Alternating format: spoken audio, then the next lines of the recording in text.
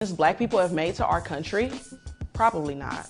It's that time of year again. It is officially February, the shortest month of the year, and I can think of no better time than now to honor Black history. Now I'm sure you white devils, you pale-faced demons that are listening, are used to the lies and the propaganda that is spread on this most sacred and holy of months. But it is my duty, it is the job I have set forward for myself to expose you to the real history of the superior black race. You need to learn the truth, and I'm here to help facilitate that. We're not going to cover the whitewashing of history, the civil rights movement, Malcolm X, Medgar Evers, Martin Luther King Jr. Get that white propaganda out of here. We're going to be dealing with the truth, the real history of the world, the history that has been kept locked away and hidden from you for far too long. You need to know, and I need to get the word out there. But before we get going, I need to unburden myself. The guilt is killing me. I can't live with the lies and the deception anymore. This image was not drawn by my girlfriend Jade. It's a lie. It's part of my white supremacy to cover up the truth. It has been painted over, much like world history. This image was originally drawn by a strong Nigerian artist named Ubangu Atani. And I need you to see the truth because I can't live with it anymore. You know what they say, the first step is always the hardest. Physician, heal thyself. So let me heal myself now by showing you the truth. Much better. So let's start our journey of discovery with one of the bigger cover-ups over the last few millennia. I'm talking about Jews. Now, most people think they know what a Jew is. They would be wrong. That is not a Jewish person. That is an imposter. That is somebody who is trying to actively deceive you. The real Jews are the black Israelites. Black people are born Jews. I'm Jewish. No, you're not. Italo Yehudi. He loved Jacob. Who's Jacob? The so-called Negro Latinos and Native Americans and the Seminole Indians. That is some compelling evidence. You heard him. Native Americans, Latinos, and blacks are the real Jews, not those imposters in Israel. Now, the black Israelites are out there preaching their message of tolerance every single day. Death to all you crackers, man. That's right. Fucking punks, man. That's right. You want to bash your fucking head in, man. That's right. And all you so-called white people, you punk faggots, you going into slavery, all right? That's right. We're going to destroy you, man. By the way, all you so-called white ones, you're going to get brutally raped down here. That's right. Let you put to death. That's right. And all you so-called Asians, you're going into slavery, all right? That's right. You're going into slavery, all right, where you belong. Now, some of you white devils might be having some difficulty understanding this. You might be asking yourselves, where do I fit in? Where is my history in comparison to the true Israelites, the Native Americans, Latinos, and blacks? Well, I'm going to let Mike Tyson explain it for you. Calling him Neanderthal. Yep. You Neanderthal? Because, wait a minute, that's all he is. You a caveman, man. That's right. You a caveman that stole everybody's history, stole everybody's the way of living, and then combined it all together and said it was yours. And if that wasn't clear enough, I'll let his compatriot expand on it a little bit more. What says in the scriptures, God do hate. Yeah, that's right. And that's not the only thing he hates. He hates many things in the scriptures, man. Yeah. He hates Esau. Who's the Esau? He's the progenitor of the so-called white race, man. Well, there you have it, white devil.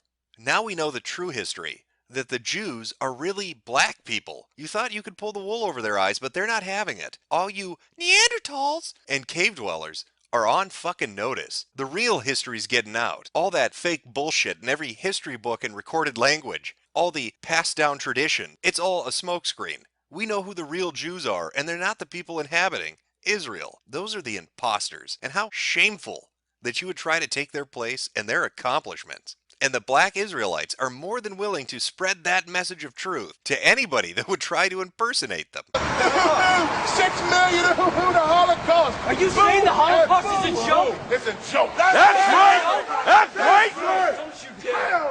Don't you dare. The Holocaust is a damn joke. The Holocaust is a joke. Hitler, you ain't crying, white boy. Heil Hitler. You ain't doing nothing. We been through it. You ain't been through a damn thing. Black people have been through it. That's right. That's right. That's right. That's right. That's right. That's right. That's right. That's right. That's right. But the deception, it doesn't just end there. Not only were black people the original Jews, they were also the original Egyptians. Now, I could bore you with highly academic sources going over very persuasive arguments as to how black people were actually the original Egyptians. We could sit here all day and talk about how dark those mummies be and shit, yo, and go over famous pharaohs like Charcoal Hotep. But I think I've got better evidence, more persuasive evidence for you. I've heard them say that we wasn't even there.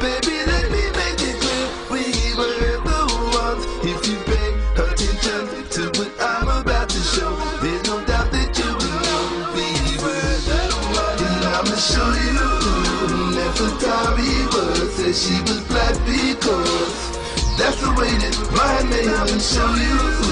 Egypt was a black land, King Tut was a black man. How can you deny that? Just let the beat fill your soul. Can't you feel it? Can't you feel ancient Egypt screaming out at you and saying, hey yo, what's up? You want some fuck, baby? I think I can. I can feel it deep in my bones. Now sure, you could be one of those naysayers and bring up the point of, well wait a minute, if black people were the original Jews and black people were the original Egyptians, does that mean they enslaved themselves? When God said, let my people go, was he saying that to his people? Because apparently that would have to be the case. Something's going on there, but I'm sure it's just my white devil brain trying to break down reality and put up the illusion that we had a hand in crafting the world. Clearly we didn't. Clearly white people have done nothing, and black people are responsible for pretty much everything. And you're going to see that, because that's what this video is about. Since we're already on the subject of stolen accomplishments and the ancient Egyptians, I'd like to bring up a fact that a lot of white people want to try to deny. It's a truth that they've tried to sweep under the rug of history. Now, I'm sure most of you are familiar with the myth that white people invented rocketry, that white people took us into outer space first. That is an outright fabrication. It is not true at all. The truth is, the ancient Egyptians took us into space first. And we've already established the ancient Egyptians were really black people from Africa. That's right, I'm talking about aeronautical niggas. Look at those hieroglyphs. How can you deny the truth that is before your eyes? That is a UFO. A UFO designed, built, and flown from Africa. Now, you may not believe me, but there is photographic evidence. If you go to the South African Historical Society archive, you can find this picture. It is Chief Head Scientist Umbana Nwana. He is the man that developed the Egyptian rocketry system. He is the man that brought Africans into outer space before anybody else in the world ever was there. Now, it's important that you acknowledge this accomplishment, because I know a lot of people seem to think, and it's crazy, that Europeans and then Americans developed the space program. That's not true. After all, if you let that lie stand, the next thing you'll be telling me is the Aztecs weren't actually black people either. The Aztecs were original black Native Americans who lived in central Mexico. Native Indian Americans have been very jealous of the Aztecs and other blacks. Although today many Mexicans like to claim that blacks are trying to steal their history, it's the other way around. The Indian Americans are trying to steal the history of the blacks, such as the Aztecs. This has to end. White people, you need to stop trying to take credit for the accomplishments of proud black civilizations, whether it's the Jews, the Egyptians, or the Aztecs. Now, I'm not certain what exactly compels you to do this. Maybe it's an inferiority complex. Maybe you've not accomplished anything on your own, and you want to take credit from other people that have. Well, that's just sad. That is really fucking sad, white people, that you would do that, white people. Really fucking sad. Now, you may be saying to yourself, wait a minute, I've been to school, I had to read a history book. How is it that I'm not aware of these things? Well, that's because of the historical revisionism that's taken place ever since the Renaissance. Right here, you see the front, you see the Archangel Michael in the middle, Jesus Christ, right next to him is Gabriel. What color are they painted? They're painted very dark. But in many books after 1453, they're painted white. Why? You had famous iconoclasts, Leonardo da Vinci, Michelangelo, Raphael, Donatello, 3 Ninja Turtles. They were hired to paint over these images. When I went to Rome and the Vatican, and y'all saw the 16th chapel, he was hired to paint biblical characters, Caucasian men. Why? So that when a lot of people begin to read the history of the Israelites and Jews, they would think that they were Caucasians. Listen to what the Greeks did. Because iconoclasm, breaking images, that's nothing new. The Greeks took the records of the Israelites and they painted over them as white men. Those goddamn Europeans, they just don't ever stop. They constantly take credit where credit's not due. Not only do white people try to take credit for what black people do, they try to impersonate them by painting over their historical portraits. Where does it end? How many historical figures were actually black? But I just want to show you something that's very interesting in this book. That the original rulers of England and Britain were black. That's King George of England, the light-skinned black man. You clearly see the Vikings as black men. Do you see that with your glasses? These are black men. Jesus is a black man. They know that in his hometown. Beethoven. Black. Mozart. Black. Henry VIII. Black. William Shakespeare. Undoubtedly black. My God, does it ever end? You heard the list of famous black men throughout history: Mozart, Beethoven, King George, Henry VIII, the Vikings. You know, the people that they try to claim are Scandinavian? Not at all. The Vikings were black men. Even William Shakespeare was a black man. Which is slightly awkward considering Amelia Bassano is the lady who wrote all of Shakespeare's plays because she was black and they would not publish her work. She died in poverty because she never received a dime for her work. Shakespeare was illiterate and could barely write his own name. I think we've got another one of those Egyptian and Jew situations. If William Shakespeare was black and they published his work, why wouldn't they publish Amelia Bassano's work because she was black? God damn it, this must be another example of white privilege. Look at me trying to analyze history with facts. That is stupid. We don't need facts, we need the truth. And the truth here is, William Shakespeare was a black man who had major success in England writing plays, and at the same time he was also a white man who used the work of a black woman because he was illiterate and couldn't sign his own name. Of course, it's not just the white devil that's doing this, it's the yellow devil as well. Caption this: Japanese couple. The woman on the picture is straight up black woman. For samurai to be brave, he must have a bit of black blood.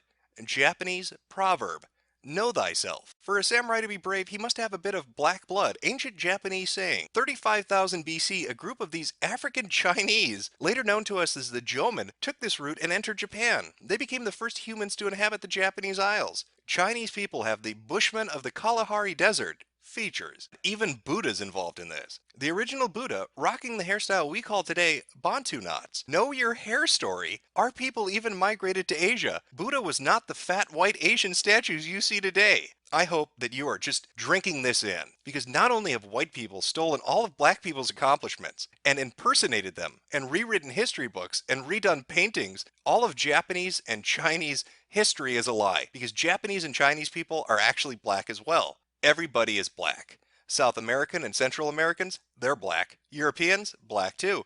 Asians, black as well. There is not a single place on earth that has not covered up the fact that black people are responsible for every single human achievement that has ever happened in human history. Perhaps, though, you need a little bit more convincing. Well, it is Black History Month here in America, so let's talk about American history. Let's talk about the first president of the United States. Now, I know a lot of you, if I asked you who was the first president, are going to say George Washington, but that is a lie. That is pure white propaganda. No, the first president of the United States was a black man.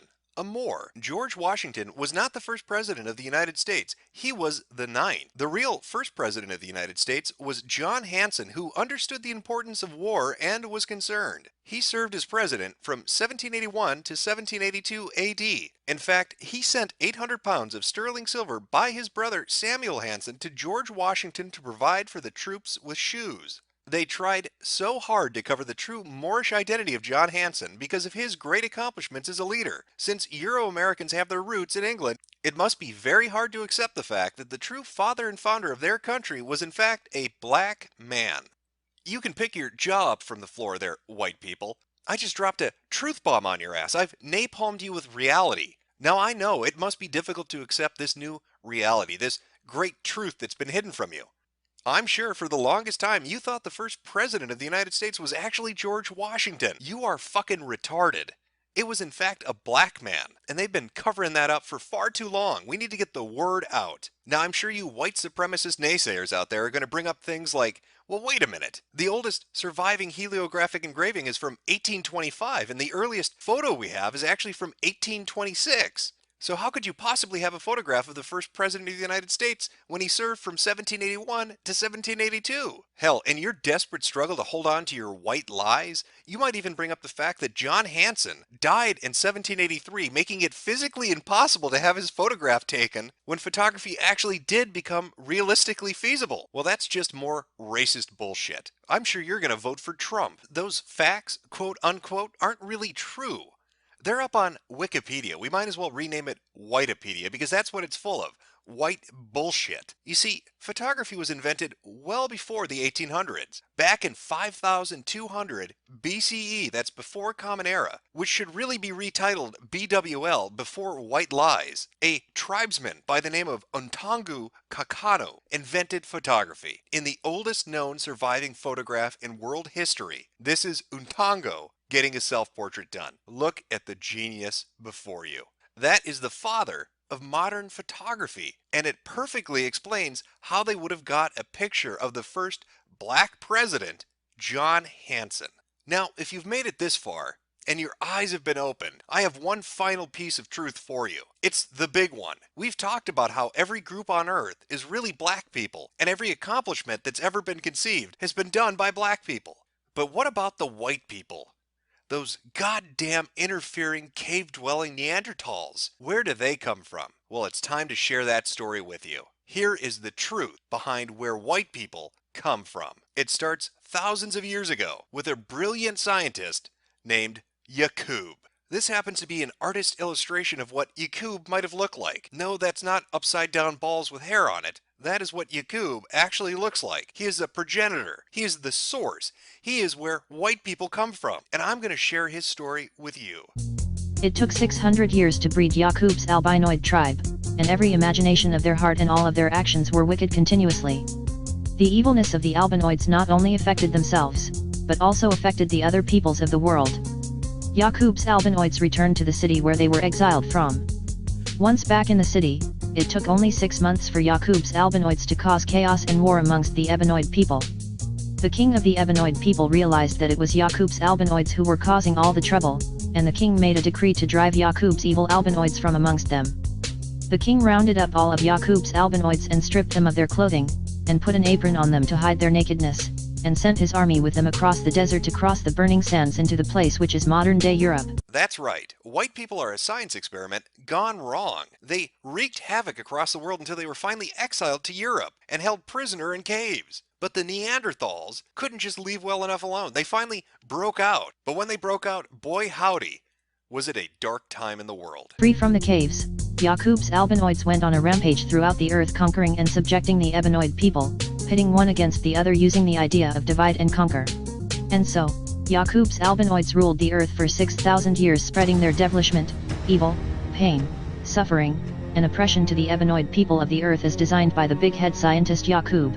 And this is the oppression the world has been living under for far too long. But don't fret, because salvation is just around the corner. After the 6,000-year rule of Yakub's people, the Ebenoid people would give birth to one whose wisdom, knowledge and power would be infinite. Yeah! One whom the world would recognize as being the greatest and mightiest since the creation of the universe, and that Yakub's old warring wicked world would be removed and destroyed, and the Ebenoid nation would be restored into power to rule forever and to establish a world of peace and righteousness.